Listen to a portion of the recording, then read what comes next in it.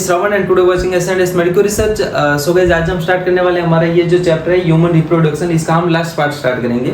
So guys इस video में हम देखने वाले हैं प्रेगनेंसी और प्रेगनेंसी के बाद जो फीटस बनता है उसका डेवलपमेंट, यानी कि एम्ब्रियोनिक डेवलपमेंट, और उसके बाद फुल्ली हमारा बेबी डेवलप हो जाएगा 9 मंथ के बाद, तो उसका पार्चुरेशन होगा, इसको हम बोलेंगे delivery. Okay, so delivery of baby को हम पार्चुरेशन बोलेंगे। इसको यहाँ पर हम पूरा डिटेल में डिस्कस करने वाले हैं।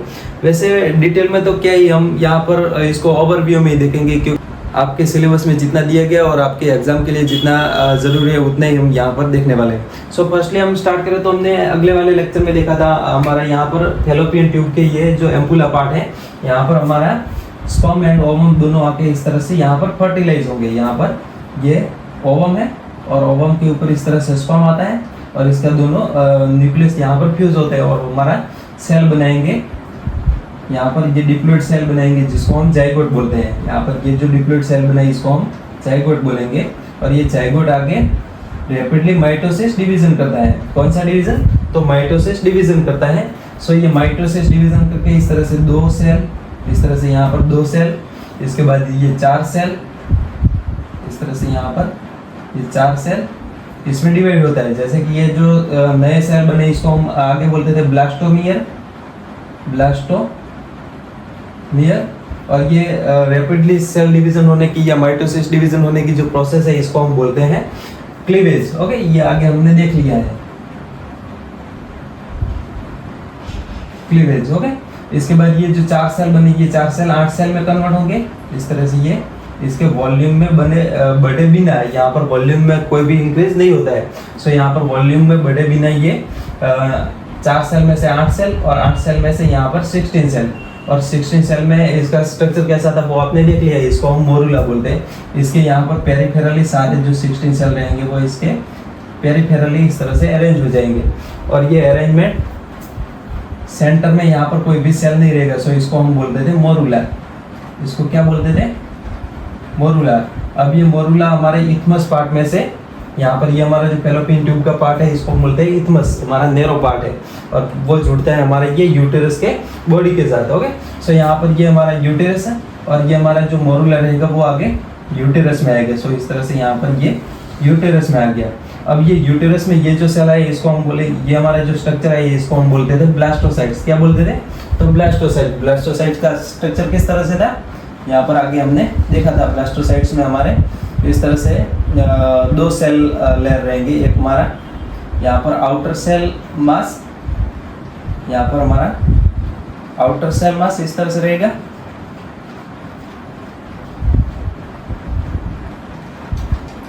और यहाँ पर दूसरा हमारा इनर सेल मास रहेगा। दूसरा क्या रहेगा? तो यहाँ पर इस तरह से ये हमारा इनर सेल मास हो गया। इस तरह से ये इनर सेल मास हो गया। यहाँ पर भी हम देखें तो ये हमारा जो आउटर सेल मास है इसको हम बोलते हैं ट्रोपोब्लास्ट,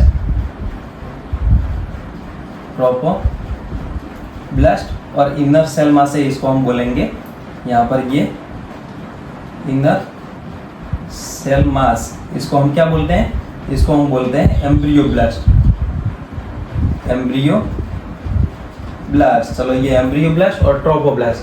अब यहाँ पर आपको ये समझ में आ गया, ये जो सेल ये हमारा स्ट्रक्चर है इसको हम बोलते हैं ब्लास्टोसाइट्स। इसको क्या बोलते हैं? ब्लास्टोसाइट्स, आपको याद रखना है। और ये मोरुला में से ब्लास्टोसाइट्स बनने की जो प्रोसेस है इसको हम ब्लास्टोलेशन बोलेंगे। ओके, सो यहाँ तक आपको समझ में आ गया। अब यहाँ पर भी हम दिखाई देते हैं, जैसे कि यहाँ पर ये हमारा आउटर सेल मास, इस तरह से ये हमारा ये हो गया आउटर सेल मास, जिसको हम ट्रोपोब्लास्ट बोलते हैं। और ये हो गया हमारा इनर सेल मास, यहाँ पर इस तरह से ये हमारा हो गया इनर सेल मास, जिसको हम बोलते हैं एम्ब्रियोब्लास्ट। अब यहाँ पर क्या होगा? तो अब हमारा ये जो ब्लास्टोसाइट्स है इसका इम्प्लांटेशन होगा। इम्प्लांटेशन किस तरह से होगा? तो यहाँ पर फर्स्टली इसके बाद ये सारी चीज़ें हमने अगले वाले लेक्चर में देख ली थी। इसके बाद यहाँ पर इम्प्लांटेशन किस तरह से होगा? तो आपको पता है हमारा ये जो यूटेरस रहेगा, यहाँ पर ये यूटेरस भी इस तरह से फुल्ली डेवलप यूटेरस रहेगा। इस तरह से ये फुल्ली डेवलप यूटेरस रहेगा। इसमें हमारे एंडोमेट्रियम रहेगा, एंडोमेट्रियम इस तरह से फुल्ली डेवलप रहेगा। इसमें हमारे आर्टरी वगैरह सब यहाँ पर होंगे। ओके, सो ये सारी चीजें यहाँ पर इसके एंडोमेट्रियम में रहेगी। अब ये एंडोमेट्रियम में क्या होता है, तो एंडोमेट्रियम में हमारा ये जो एंडोमेट्रियम रहेगा ये पूरा हमारा जो ट्रोफोब्लास्ट है इसको कवर कर लेगा। हमारा ये एंडोमेट्रियम क्या, तो हमारा एंडोमेट्रियम एंड मैटरनल ब्लड इसको कवर कर लेंगे, तो ये ट्रोफोब्लास्ट को कवर कर लेंगे। सो ये trophoblast surrounded by maternal blood and हमारा एंडोमेट्रियम। ओके, सो इस तरह से यहाँ पर इसके बाद हमारा ये जो ट्रोफोब्लास्ट है, ट्रोफोब्लास्ट में इस तरह से फिंगर लाइक यहाँ पर फिंगर लाइक प्रोजेक्शन यानी कि विली दिखेंगे, ये फिंगर लाइक विली दिखेंगे।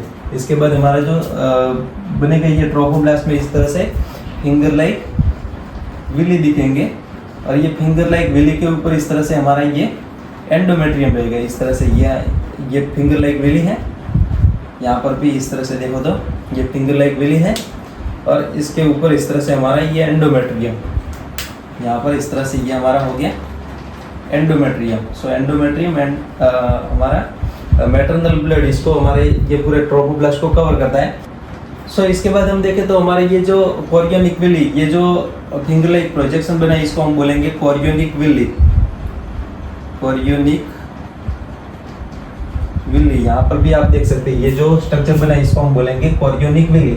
अब ये कोरियोनिक विली क्या होगा, कोरियोनिक विली ये हमारा एंडोमेट्रियम का जो टिश्यू रहेगा, ये एंडोमेट्रियम का टिश्यू इस तरह से इसके ऊपर आ जाएगा, और ये कोरियोनिक विली और हमारे एंडोमेट्रियम का टिश्यू यानी कि एंडोमेट्रियम प्लस ये हमारा कोरियोनिक विली, कोरियोनिक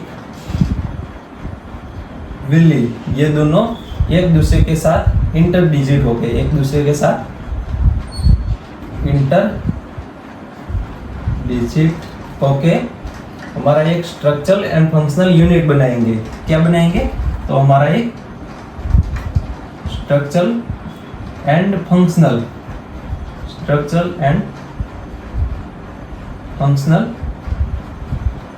यूनिट बनाएंगे।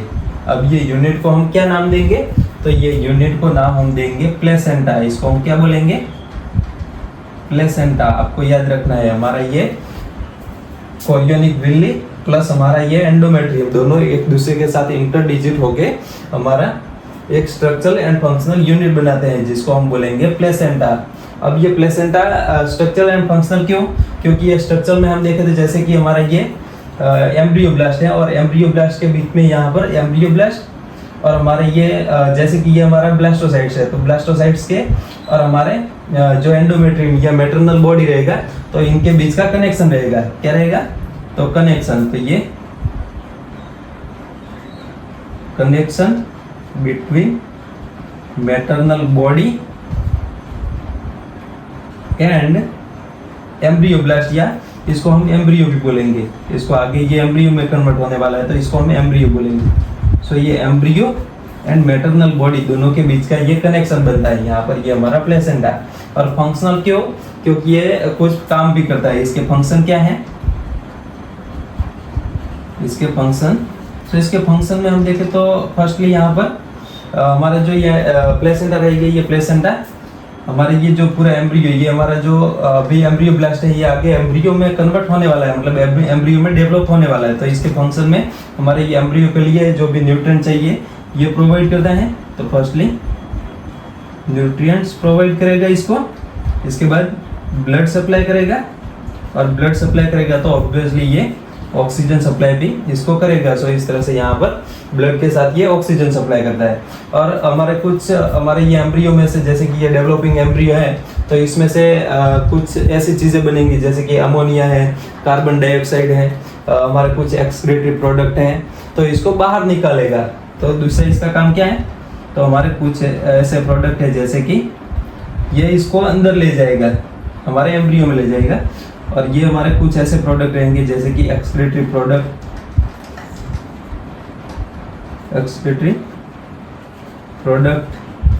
कार्बन डाइऑक्साइड, उसके बाद हमारे जैसे कि अमोनिया है या यूरिया वगैरह जो भी फॉर्म होगा वो भी आगे ये हमारा ये मैटरनल बॉडी में, ये प्लेसेंटा के थ्रू मैटरनल बॉडी में जाएगा। सो यहाँ पर ये यूरिया वगैरह और उसके बाद हमारे जो सारे वेस्ट मटेरियल रहेंगे, वेस्ट प्रोडक्ट रहेंगे, ये भी बाहर एक्सक्रीट होंगे। ये हमारे प्लेसेंटा के थ्रू ये बाहर एक्सक्रीट होंगे। क्या होंगे? तो ये बाहर एक्सक्रीट होंगे। ओके, सो ये इसका एक फंक्शन है। और दूसरा इसका फंक्शन है, ये एज ए एंडोक्राइन ग्लैंड भी काम करता है। तो इसका दूसरा काम है एंडोक्राइन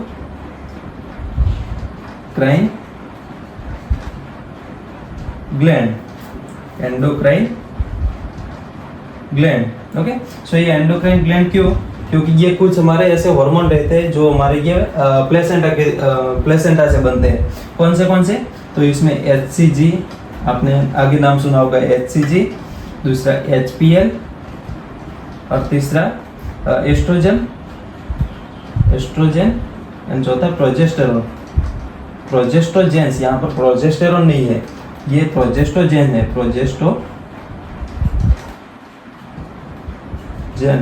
ओके।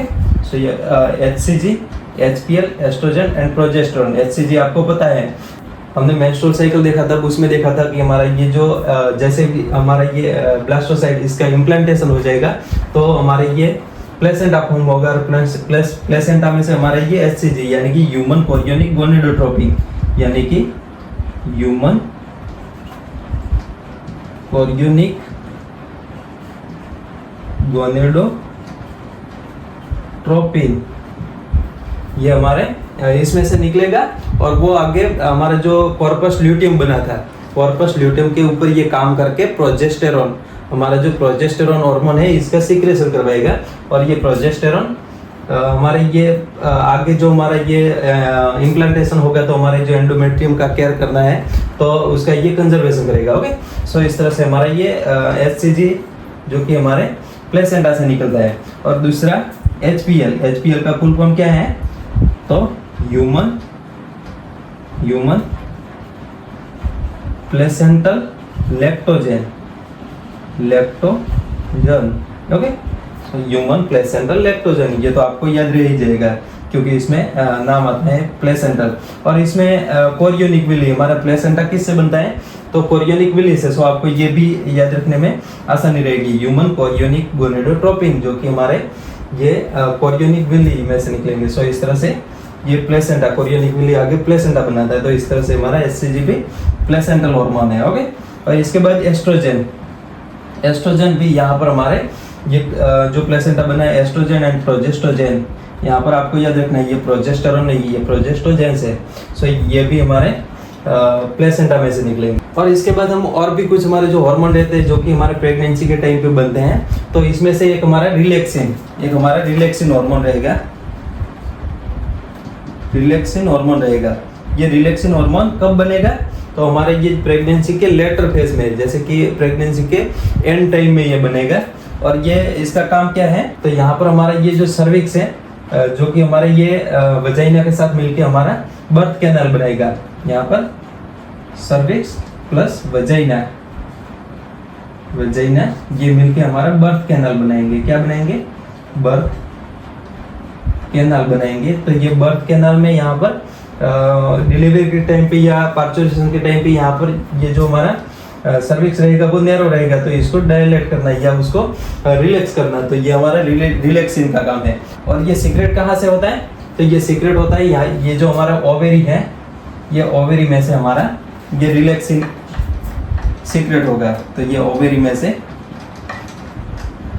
ओके, आपको याद रखना है। सो यहाँ पर हमारे ये HCG, HPL और ये रिलैक्सिन, HCG, HPL और रिलैक्सिन, ये तीनों ओनली प्रेगनेंसी के टाइम पे ही बनेंगे। ये ओनली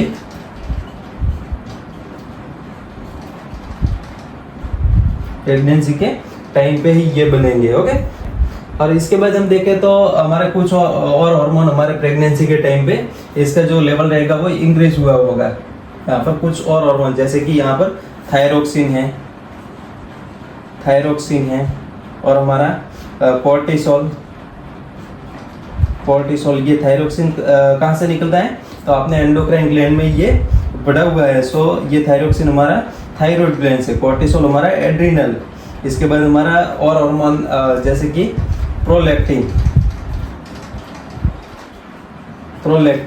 ये हमारे पिट्यूटरी ग्लैंड से, और इसके बाद एस्ट्रोजन भी यहाँ पर रहेगा। सो इस तरह से आपको ये याद रखना है, ये कुछ ऐसे हार्मोन रहते हैं जो कि हमारी ये प्रेगनेंसी को यहाँ पर हमारे जो ये एम्ब्रियो का डेवलपमेंट हो रहा है, यानी कि एम्ब्रियोनिक डेवलपमेंट के लिए ये ज़रूरी रहते हैं। और हमारी मैटरनल बॉडी के अंदर जो मेटाबॉलिक चेंजेस और हमारे जो एम्ब्रियो रहेंगे, एम्ब्रियो के अंदर भी हमारे ये मेटाबॉलिक चेंजेस चलते रहेंगे। सो इसके लिए हमारे ये रिस्पॉन्सिबल ये हार्मोन रहेंगे, इनका लेवल थोड़ा सा बढ़ा हुआ रहेगा।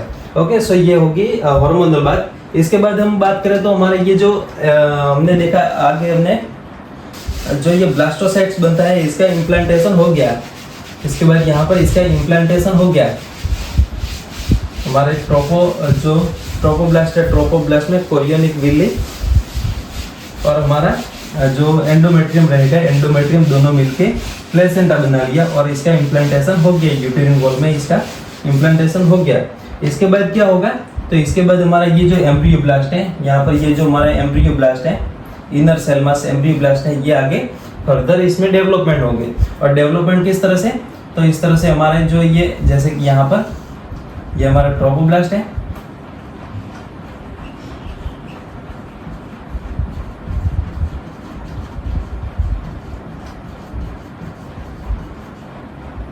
और हमारा है ये इनर सेल मास। ये इनर सेल मास इस तरह से दो हमारे बाइपोलर डिस्क के अंदर ये कन्वर्ट होंगे, ये बाइपोलर डिस्क के अंदर कन्वर्ट होंगे, जिसको हम बोलेंगे ये हमारा जो है इसको हम हाइपोब्लास्ट बोलेंगे, हाइपोब्लास्ट बोलेंगे, और ये हमारा एपीब्लास्ट। ओके, सो ये हमारा एपीब्लास्ट और हाइपोब्लास्ट। अब इसके बाद ये एपीब्लास्ट और हाइपोब्लास्ट यानी कि बाइपोलर डिस्क है, वो भी यहाँ पर 3 लेयर में कन्वर्ट होगी।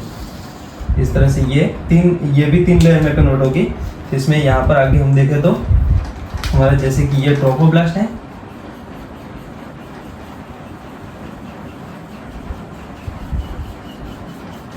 इस तरह से ये हमारा ट्रोपोब्लास्ट, और हमारे ये दोनों डिस्क में हम इस तरह से देखें तो इस तरह से ये हमारा एक्टोडर्म बना लेगा, ये हमारा एंडोडर्म बना लेगा। यहाँ पर ये एपीब्लास्ट में से एक्टोडर्म, ये हमारा हाइपोब्लास्ट में से एंडोडर्म, और इसके बीच में यहाँ पर जो स्पेस है इसके बीच में हमारा मेसोडर्म बनेगा। यानी कि ये 3 लेयर में कन्वर्ट होंगे। हमारे ये जो बाइपोलर डिस्क है, सॉरी हमारी ये जो बायोलेमिनर डिस्क है, ये बायोलेमिनर डिस्क इस तरह से ये एपीब्लास्ट रहेगा वो एक्टोडर्म में कन्वर्ट होगा।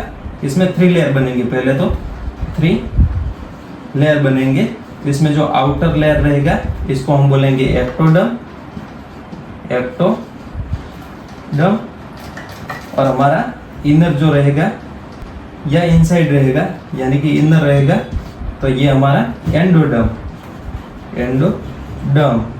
और हमारा इसके बीच में तीसरा रहेगा। यहाँ पर इसके बीच में फर्दर हमारा तीसरा जो डर्म रहेगा वो यहाँ पर तीसरा लेयर रहेगा वो सून अपीयर हो जाएगा।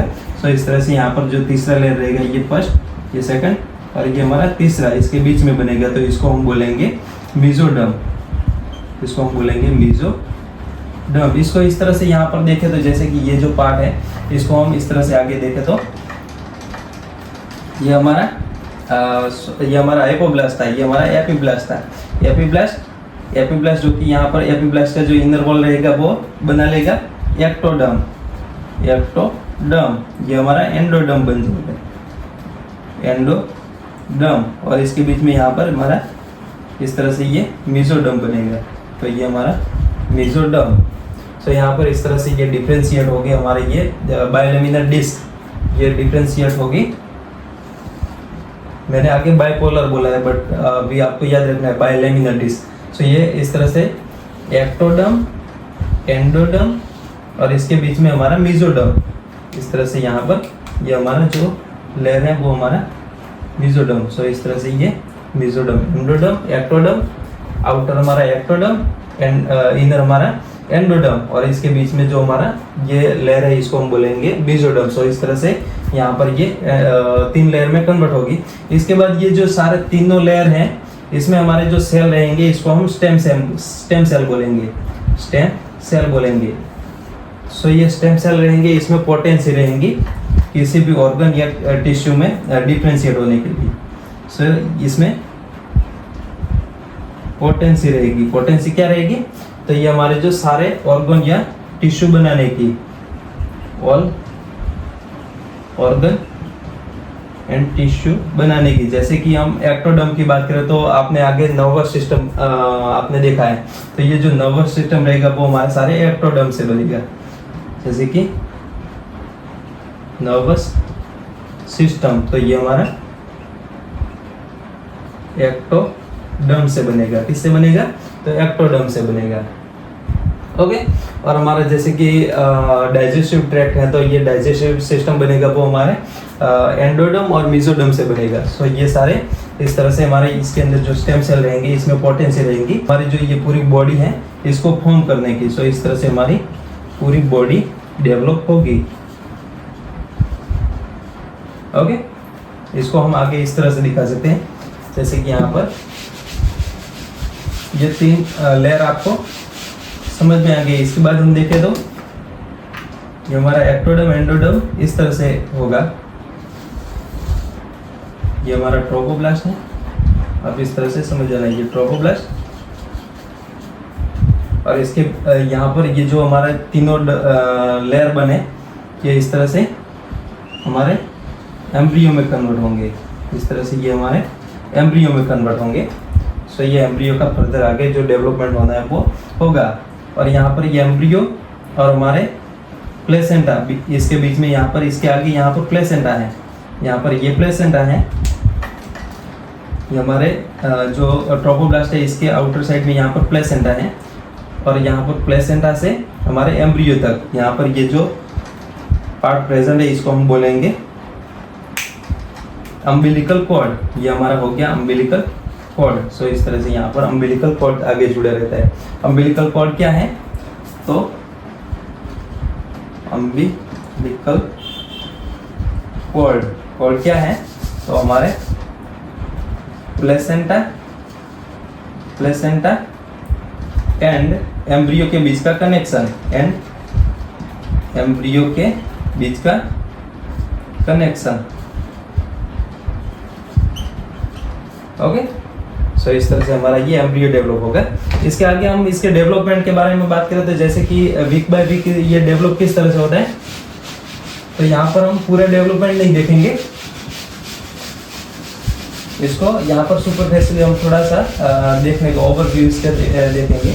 यहाँ पर आपके सिलेबस में जितना है उतना ही हम देखने का ट्राई करेंगे। सो यहाँ पर क्या होगा, इस तरह से हमारा ये जो यहाँ पर इनर सेल मास था यानी कि एम्ब्रियोब्लास्ट, इस तरह से ये कन्वर्ट हो गया हमारे एम्ब्रियो के अंदर। और इसके यहाँ पर कनेक्शन रहेगा जो कि अम्बिलिकल कॉर्ड। अब यहाँ पर इसके जो फर्स्ट मंथ रहेगा, यहाँ पर फर्स्ट मंथ में हार्ट फॉर्म होगा। इसके अंदर हार्ट बन जाएगा, इसके अंदर हार्ट बन जाएगा। और ये हार्ट का जो हमारा ग्रोइंग फीटस रहता है, ये ग्रोइंग हो रहा है या नहीं हो रहा है, तो इसको जानने के लिए डॉक्टर जो स्टेथोस्कोप रहता है उससे ये हमारे जो हार्ट, इसके फर्स्ट मंथ के बाद ये हार्ट के साउंड सुन सकता है। स्टेथोस्कोप से ये हार्ट के साउंड सुन सकता है, यानी कि उसको ऑस्कल्टेट कर सकता है। ओके। सो इस तरह से ये फर्स्ट मंथ के बाद हार्ट फॉर्म होगा। इसके बाद ये जो हमारा सेकंड मंथ रहेगा, इसके बाद सेकंड मंथ रहेगा, तो इसके अंदर हमारे लिम्ब बन जाएंगे, लिम्स एंड डिजिट। लिम्ब क्या होते हैं? तो हमारा ये अपर एक्सट्रीमिटीज और हमारे लोअर एक्सट्रीमिटीज, यानी कि हमारे upper limb and lower limb, यानी कि upper limb and lower limb. और डिजिट क्या होता है? तो हमारी ये जो फिंगर होती है इसको हम डिजिट बोलेंगे। सो इस तरह से हमारे फिंगर वगैरह भी यहाँ पर बन जाएंगी। ये होगा सेकंड मंथ के। इसके बाद हमारा जो ये एम्ब्रियो रहेगा, इसको अब तक हम एम्ब्रियो बोलते थे। इसके बाद यहाँ पर 8 वीक के बाद 8 या 9 वीक के बाद 8 to 9 वीक के बाद इसको हम फीटस बोलेंगे। इसको हम क्या बोलेंगे? तो इसको हम बोलेंगे फीटस। अब ये फीटस कहलाएगा। और इसके बाद जब थर्ड मंथ यानी कि 12 वीक होगा तो इसको हम एक ट्राइमेस्टर, यहाँ पर ये 3 मंथ 12 वीक यानी कि 3 मंथ का समथिंग का टाइम तो इसको हम फर्स्ट ट्राइमेस्टर बोलेंगे। First trimester. सो ये फर्स्ट ट्राइमेस्टर के बाद हमारा ये जो एम्ब्रियो रहेगा, इसके अंदर पूरे हमारे जो सिस्टम, जैसे कि हमारा नर्वस सिस्टम है, डाइजेस्टिव सिस्टम है, रिप्रोडक्टिव सिस्टम, ऐसे सारे सिस्टम बन जाएंगे। हमारा पूरे सारे जो ऑर्गन रहते हैं ये भी बन जाएंगे। सो ये फुल्ली डेवलप हो जाएगा, मतलब फुल्ली डेवलप नहीं इसको बोल सकते हैं, बट इसके अंदर सारी चीज़ें बन जाएंगी, जैसे कि लिम्स हैं, हमारे सिस्टम है, इसके बाद ऑर्गन है, ये सारी चीज़ें इसके अंदर बन जाएंगी। ओके, इसके बाद यहाँ पर 12 वीक के बाद ये फर्स्ट ट्राइमेस्टर है। इसके बाद यहाँ पर 5 मंथ, तो ये 5th मंथ में हम फर्स्ट हमारा जो ये एम्ब्रियो रहेगा, ये इसको हम इसके बाद हम फीटस बोलेंगे। तो ये फीटस का फर्स्ट यहाँ पर इसका मूवमेंट रहेगा, तो ये फर्स्ट मूवमेंट रहेगा। और हमारे जो ये फीटस का हेड रहेगा, इसके ऊपर यहाँ पर हेयर भी देखने को मिलेंगे। सो इस यहाँ पर इसके हेड के ऊपर हेयर भी यहाँ पर देखने को मिलेंगे। इसके बाद जब 6 मंथ होगा, यानी कि सेकंड ट्राइमेस्टर, यहाँ पर सेकंड ट्राइमेस्टर यानी कि 24 वीक में क्या होगा, तो हमारी ये जो पूरा ये फीटस है, फीटस के बॉडी के ऊपर हेयर देखने को मिलेंगे। फीटस की पूरी बॉडी के ऊपर हेयर देखने को मिलेंगे। हमारा जो ये फीटस का आईलिड रहेगा, ये ओपन होगा, आईलिड ओपन होगा, आईलेस देखने को मिलेंगे, आई लेसेस देखने को मिलेंगे। सो ये सारी चीज़ें हमारे 24 वीक, यानी कि यहाँ पर ये 5th मंथ है, तो ये 20 to 21st वीक, ये 24 वीक है, तो ये 6 मंथ के अराउंड का टाइम हुआ, 6 मंथ के अराउंड ये टाइम हुआ। सो इस तरह से यहाँ पर ये सारी चीज़ें हम यहाँ पर देखने को मिलेंगी। और इसके बाद हम आते हैं 9 मंथ के ऊपर। यहाँ पर इस तरह से 9 मंथ होंगे और हमारा जो बेबी रहेगा वो फुल्ली डेवलप हो जाएगा। 9 मंथ में ये बेबी रहेगा, ये हमारा जो फीटस रहेगा ये फुल्ली डेवलप रहेगा, फीटस रहेगा ये फुल्ली डेवलप रहेगा। और इसके बाद ये डिलीवरी की ओर बढ़ता है। इसके बाद क्या होगा, डिलीवरी होगी। ओके, सो ये डिलीवरी किस तरह से होगी, तो यहाँ पर इस तरह से, जैसे कि यहाँ पर ये जो हमारा बेबी है वो फुल्ली डेवलप हो गया है। इसके अंदर ये इसके हेड हैं, ये नेक, इस तरह से ये हमारा ये अपर लिंग, इस तरह से ये फुल्ली डेवलप, ये हमारा जो जेनिटल बर्ड्स रहता है वो भी यहाँ पर फॉर्म होता है। सो इस तरह से ये फुल्ली डेवलप रहेगा। अब यहाँ पर ये फुल्ली डेवलप जो फीटस रहेगा, इसके अंदर से यहाँ पर फुल्ली डेवलप फीटस 9 मंथ के बाद जब टाइम खत्म हो जाएगा, तब हमारा ये फुल्ली डेवलप फीटस और हमारा ये प्लेसेंटा, कहाँ से, तो placenta and fully develop foetus, ये हमारे जो यूटेरिन वॉल रहेंगे इसका कॉन्ट्रैक्शन करवाएगा। क्या करवाएगा, तो हमारी ये जो यूटेरिन वॉल है इसका कॉन्ट्रैक्शन करवाएगी। अब ये कॉन्ट्रैक्शन करवाएगी तो इसको हम बोलेंगे फीटस इजेक्शन रिफ्लेक्स। आपको याद रखना है, ये टर्म जो है आपको याद रखना है, आपके एग्जाम में ये आ सकता है, यहाँ पर एग्जाम में ये टर्म आ सकता है।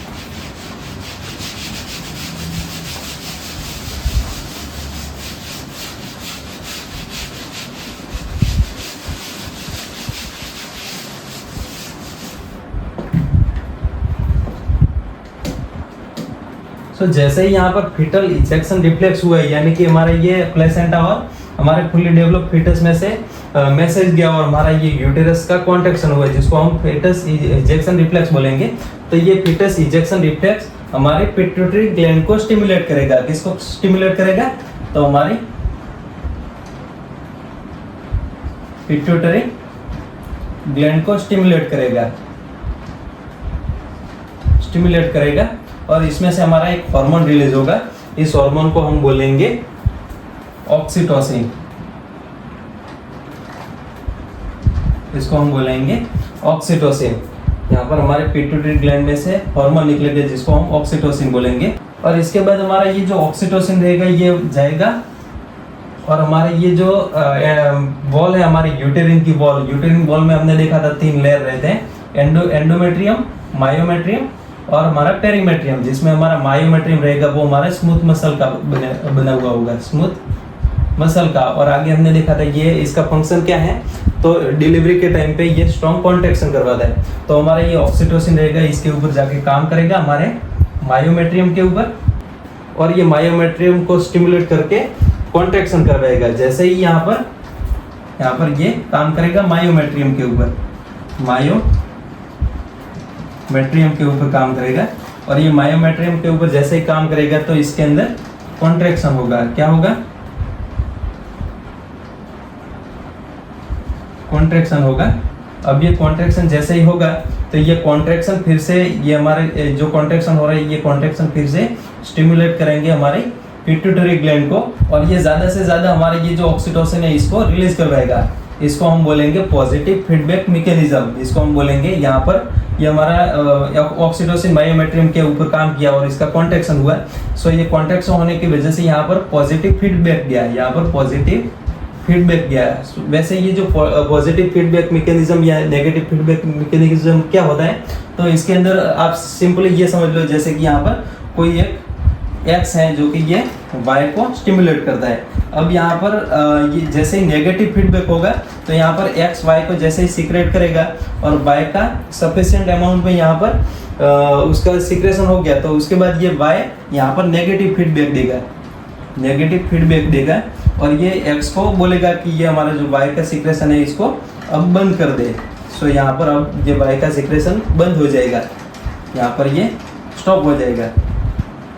बट यहाँ पर पॉजिटिव फीडबैक में क्या होता है, तो हमारा जो एक्स रहेगा, जैसे कि यहाँ पर एक्स रहेगा वो ए का सीक्रेशन करता है, एक्स ए का सीक्रेशन करता है। तो जैसे ही ये ए का सीक्रेशन होगा तो इसके बाद ये फिर से ए जो जाएगा वो हमारे एक्स को पॉजिटिव फीडबैक देगा, यहाँ पर पॉजिटिव फीडबैक देगा और ये पॉजिटिव फीडबैक देगा तो ये एक्स ज़्यादा से ज़्यादा यहाँ पर ए का सीक्रेशन करवाएंगे। तो इसको हम बोलेंगे पॉजिटिव फीडबैक मैकेनिज्म और इसको हम बोलेंगे नेगेटिव फीडबैक मैकेनिज्म। वैसे ये सारी चीज़ें हैं, ये आप आगे अगर मेडिकल में एडमिशन लेते हो तो वहाँ पर आप होम्योस्टेसिस में ये सारी चीज़ें देखने वाले हैं। सो यहाँ पर हम देखें तो ये हमारा जो मायोमेट्रियम का कॉन्ट्रैक्शन स्टिमुलेट करता है, यानी कि पॉजिटिव फीडबैक देता है हमारे पिट्यूटरी ग्लैंड को और ज़्यादा से ज़्यादा हमारा ऑक्सीटोसिन रिलीज होगा। इस तरह से यहाँ पर ज़्यादा से ज़्यादा हमारा ये ऑक्सीटोसिन रिलीज होगा, ऑक्सीटोसिन का सीक्रेशन यहाँ पर बढ़ जाएगा। तो ये ऑक्सीटोसिन ज़्यादा से ज़्यादा होगा, ऑक्सीटोसिन ज़्यादा से ज़्यादा होगा तो हमारे ये कॉन्ट्रैक्शन भी इंक्रीज हो जाएंगे। सो कॉन्ट्रैक्शन भी यहाँ पर इंक्रीज होंगे और कॉन्ट्रैक्शन इंक्रीज होंगे तो फिर से यहाँ पर स्टिमुलेट करेगा, फिर से कॉन्ट्रैक्शन इंक्रीज होंगे। सो ये इस तरह से स्ट्रॉन्ग कॉन्ट्रैक्शन होते हैं, स्ट्रॉन्ग कॉन्ट्रैक्शन होते हैं। सो ये स्ट्रॉन्ग कॉन्ट्रैक्शन हमारे ये जो मायोमेट्रियम रहेगा इस तरह से कॉन्ट्रैक्ट होगा तो हमारा यहाँ पर जो फुल्ली ग्रोन फीटस है ये इस तरह से बाहर यहाँ पर रिफ्लेक्स होगा, यहाँ पर इस तरह से यहाँ पर बाहर ये निकलेगा। तो ये बाहर निकलेगा तो यहाँ पर हमारा जो सर्विक्स और हमारा वजाइना, सर्विक्स और वजाइना दोनों मिलकर यहाँ पर हमने आगे देखा था बर्थ कैनल बनाते हैं। तो यहाँ से ये बाहर निकलेंगे। ओके, सो इस तरह से यहाँ पर हमारे बेबी की डिलीवरी होगी। सो इस तरह से ये बाहर हमारा जो एक्सटर्नल जेनिटलिया रहेगा वहाँ से ये बेबी इस तरह से डिलीवर होगा, जिसको हम बोलेंगे पार्चुरेशन। इसको हम क्या बोलेंगे, इसको आगे हमने देखा था पार्चुरेशन बोलेंगे। ओके, सो ये डिलीवरी ऑफ बेबी को हम बोलेंगे पार्चुरेशन। इसके बाद जैसे डिलीवरी हो जाती है तो हमारे जो मेमोरी ग्लैंड, हमारे जो मेमोरी ग्लैंड रहेंगे वो भी यहाँ पर एक्टिव हो जाएंगी। मेमोरी ग्लैंड यानी कि ब्रेस्ट। सो ये ब्रेस्ट जो रहेंगे वो मिल्क सीक्रेट करेंगे और ये मिल्क हमारे स्टार्टिंग में जो ये मिल्क रहेगा इसको हम बोलेंगे कोलोस्ट्रम, इसको हम बोलेंगे कोलोस्ट्रम। और इसके अंदर हमारा एंटीबॉडी जो रहेंगे वो रिच रहेंगे, एंटीबॉडी बॉडी, और इसमें भी स्पेसिफिक बात करें तो हमारा एंटीबॉडी ए रहेगा वो यहाँ पर रीच रहेगा, जो कि हमारे जो ये फीटस में जब ब्रेस्ट फीडिंग कराते हैं, मिल्क का ब्रेस्ट फीडिंग कराएंगे तो इस टाइम पे यहाँ पर हमारे ये जो एंटीबॉडी रहेंगे, ये इसकी जो इम्यून सिस्टम रहेगी, यानी कि हमारे फीटस की इम्यून सिस्टम वीक रहेगी, तो इसको यहाँ पर प्रोटेक्शन प्रोवाइड करेंगे। ओके, सो इस तरह से यहाँ पर हमारा ये मिल्क का प्रोडक्शन, जिसको हम स्टार्टिंग में कोलोस्टम बोलते हैं, ये भी आपको याद रखना है, ये भी एग्जाम में आ सकता है। सो ये सारी चीज़ें होगी हमारे डिलीवरी के बारे में। सो इसी के साथ यहाँ पर हमारा ये चैप्टर खत्म होता है, हमारा ये ह्यूमन रिप्रोडक्शन चैप्टर यहाँ पर खत्म होता है। अगर आपको इसमें से कोई भी क्वेश्चन है या आपको कुछ समझ में नहीं आया तो प्लीज़ कमेंट में कमेंट करिए, और अगर ये वीडियो आपको पसंद आए तो please like my video, subscribe my channel and hit the bell icon. Okay, thank you guys.